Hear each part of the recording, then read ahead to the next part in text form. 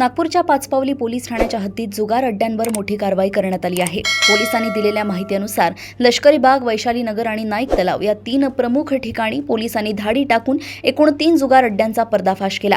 या संपूर्ण कारवाईत 15 आरोपींना ताब्यात घेण्यात आले असून त्यांच्याकडून रोख रकमेसह एकूण 3200 रुपयांचा मुद्देमाल जप्त करण्यात आलाय। हद्दीतील बेकायदेशीर कृत्यांवर आळा घालण्यासाठी पाचपावली पोलिसांनी ही विशेष धडक मोहीम राबवली आहे। वरिष्ठांच्या मार्गदर्शनाखाली काल पाचपावली पोलीस स्टेशन अंतर्गत एकूण 3 जुगारचे रेड करण्यात आलेले आहे। विशेष करून लष्करी बाग, वैशाली नगर, नाईक तलाव या 3 ठिकाणी कारवाई करण्यात आलेली आहे। यात एकूण 15 आरोपी निष्पन्न करण्यात आले, कारवाई करण्यात आली आणि एक जवळपास 3200 रुपयाचा मुद्देमाल याला जप्त करण्यात आलेला आहे।